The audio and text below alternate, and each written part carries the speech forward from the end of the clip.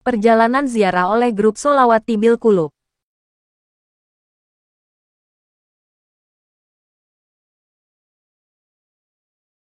Biografi Kiai Haji Kholil Bangkalan Madura Hak Cipta hari Selasa tanggal 11 Jumadil Akhir 1235 H atau tanggal 27 Januari tahun 1820 Masehi. Abdul Latif seorang kiai di Kampung Senenan, Desa Kemayoran, Kecamatan Bangkalan, Kabupaten Bangkalan, ujung barat Pulau Madura, Jawa Timur, merasakan kegembiraan yang teramat sangat. Karena hari itu, dari rahim istrinya lahir seorang anak laki-laki yang sehat, yang diberinya nama Muhammad Kholil, yang kelak akan terkenal dengan nama Mbah Kholil. Kiai Haji Abdul Latif sangat berharap agar anaknya di kemudian hari menjadi pemimpin umat, sebagaimana nenek moyangnya. Seusai mengazani telinga kanan dan mengikomati telinga kiri sang bayi, Kiai Haji Abdul Latif memohon kepada Allah agar dia mengabulkan permohonannya. Mbah Kholil kecil berasal dari keluarga ulama. Ayahnya, Kiai Haji Abdul Latif, mempunyai pertalian darah dengan Sunan Gunung Jati.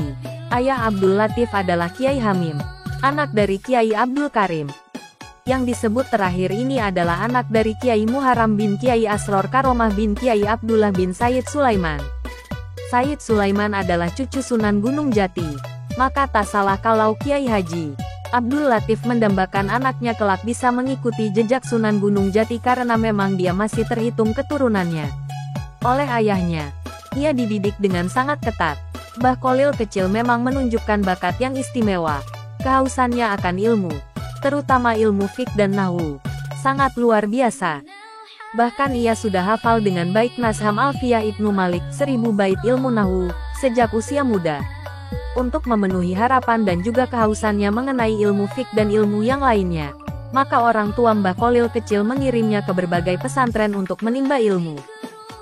Mengawali pengembaraannya sekitar tahun 1850-an, ketika usianya menjelang 30, Mbah Kholil muda belajar kepada Kiai Muhammad Nur di Pondok Pesantren Langitan, Tuban, Jawa Timur.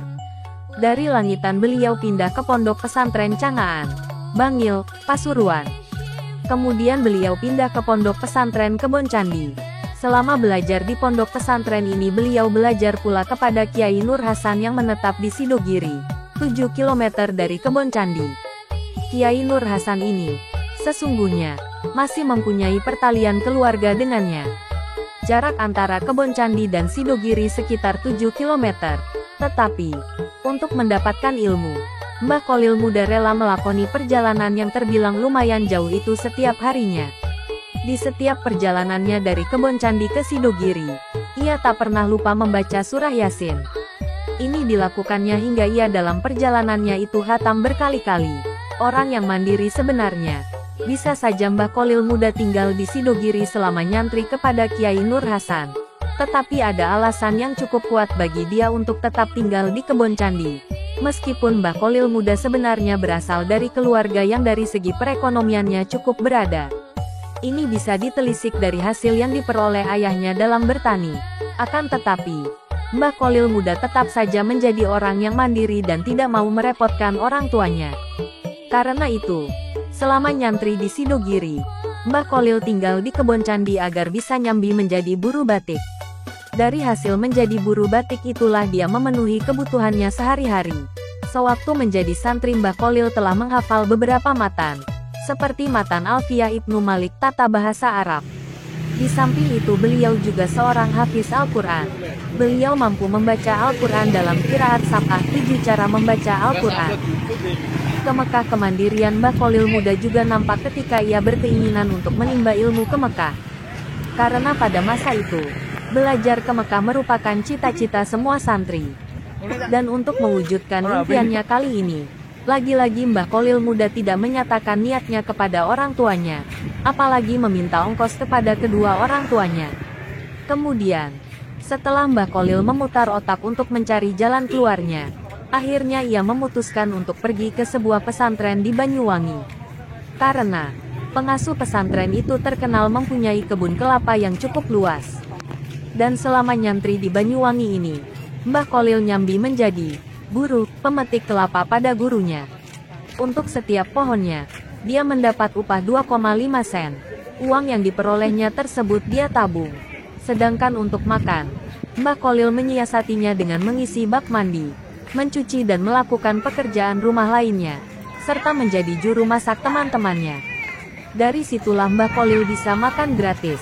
Akhirnya, pada tahun 1859 saat usianya mencapai 24 tahun, Mbah Kholil memutuskan untuk pergi ke Mekah. Tetapi sebelum berangkat, Mbah Kholil menikah dahulu dengan Nyai Asyik, anak perempuan Lodra Putih. Setelah menikah, berangkatlah dia ke Mekah. Dan memang benar, untuk ongkos pelayarannya bisa tertutupi dari hasil tabungannya selama nyantri di Banyuwangi. Sedangkan untuk makan selama pelayaran, konon, Mbah Kholil berpuasa. Hal tersebut dilakukan Mbah Kholil bukan dalam rangka menghemat uang, akan tetapi untuk lebih mendekatkan diri kepada Allah, agar perjalanannya selamat. Pada tahun 1276 H 1859 Mbah Kholil belajar di Mekah. Di Mekah Mbah Kholil belajar dengan Syekh Nawawi Al-Bantani, guru ulama Indonesia dari Banten. Di antara gurunya di Mekah ialah Syekh Utsman bin Hasan Ad-Dimyati, Sayyid Ahmad bin Zaini Dahlan, Syekh Mustafa bin Muhammad Al-Afifi Al-Maki, Syekh Abdul Hamid bin Mahmud Asy-Syarwani. Beberapa sanad hadits yang musalsal diterima dari Syekh Nawawi Al-Bantani dan Abdul Ghani bin Subuh bin Ismail Al-Bimawi, Bima, Sumbawa. Sebagai pemuda Jawa, sebutan yang digunakan orang Arab waktu itu untuk menyebut orang Indonesia pada umumnya. Mbah Kholil belajar pada para syekh dari berbagai mazhab yang mengajar di Masjid Al-Haram. Namun kecenderungannya untuk mengikuti mazhab Syafi'i tak dapat disembunyikan. Karena itu, tak heran kalau kemudian dia lebih banyak mengaji kepada para syekh yang bermazhab Syafi'i. Konon, selama di Mekah, Mbah Kholil lebih banyak makan kulit buah semangka ketimbang makanan lain yang lebih layak. Realitas ini bagi teman-temannya cukup mengherankan. Teman seangkatan Mbah Kholil antara lain Syekh Nawawi Al-Bantani, Syekh Ahmad Khatib Al-Minangkabawi, dan Syekh Muhammad Yasin Al-Fadani. Mereka semua tak habis pikir dengan kebiasaan dan sikap keprihatinan temannya itu. Kebiasaan memakan kulit buah semangka kemungkinan besar dipengaruhi ajaran rawat vegetarian dari Al-Ghazali, salah seorang ulama yang dikagumi dan menjadi panutannya. Mbah Kholil sewaktu belajar di Mekah seangkatan dengan Kiai Haji Hashim Asy'ari, Kiai Haji Wahab Casbullah dan Kiai Haji Muhammad Dahlan. Namun ulama-ulama dahulu punya kebiasaan memanggil guru sesama rekannya, dan Mbah Kholil yang dituakan dan dimuliakan di antara mereka. Sewaktu berada di Mekah untuk mencukupi kebutuhan sehari-hari, Mbah Kholil bekerja mengambil upah sebagai penyalin kitab-kitab yang diperlukan oleh para pelajar. Diriwayatkan bahwa pada waktu itulah timbul ilham antara mereka bertiga, yaitu Syekh Nawawi Al-Bantani, Mbah Kholil dan Syekh Soleh As-Samarani, Semarang, menyusun kaidah penulisan huruf pegon. Huruf pegon ialah tulisan Arab yang digunakan untuk tulisan dalam bahasa Jawa, Madura dan Sunda. Huruf pegon tidak ubahnya tulisan Melayu, Jawi yang digunakan untuk penulisan bahasa Melayu. Mbah Kholil cukup lama belajar di beberapa pondok pesantren di Jawa dan Mekah. Maka sewaktu pulang dari Mekah, beliau terkenal sebagai ahli pakar nahwu, fiqh, tarekat dan ilmu-ilmu lainnya. Untuk mengembangkan pengetahuan keislaman yang telah diperolehnya, Mbah Kholil selanjutnya mendirikan pondok pesantren di desa Cengkebuan, sekitar 1 km arah barat laut dari desa kelahirannya. Kembali ke tanah air sepulangnya dari tanah Arab, tak ada catatan resmi mengenai tahun kepulangannya. Mbah Kholil dikenal sebagai seorang ahli fiqh dan tarekat. Bahkan pada akhirnya, dia pun dikenal sebagai salah seorang kiai yang dapat memadukan kedua hal itu dengan serasi. Dia juga dikenal sebagai Al-Hafiz, hafal Al-Quran 30 juz. Hingga akhirnya, Mbah Kholil dapat mendirikan sebuah pesantren di daerah Cengkubuan, sekitar 1 km barat laut dari desa kelahirannya. Dari hari ke hari, banyak santri yang berdatangan dari desa-desa sekitarnya. Namun, setelah putrinya, Siti Hatimah dinikahkan dengan keponakannya sendiri, yaitu Kiai Muntaha, pesantren di desa Cengkubuan itu kemudian diserahkan kepada menantunya. Mbah Kholil sendiri mendirikan pesantren lagi di daerah Kademangan, hampir di pusat kota, sekitar 200 meter sebelah barat alun-alun kota Kabupaten Bangkalan. Letak pesantren yang baru itu hanya selang 1 kilometer dari pesantren lama dan desa kelahirannya. Di tempat yang baru ini, Mbah Kholil juga cepat memperoleh santri lagi, bukan saja dari daerah sekitar, tetapi juga dari tanah seberang Pulau Jawa. Santri pertama yang datang dari Jawa tercatat bernama Hashim Asy'ari, dari Jombang.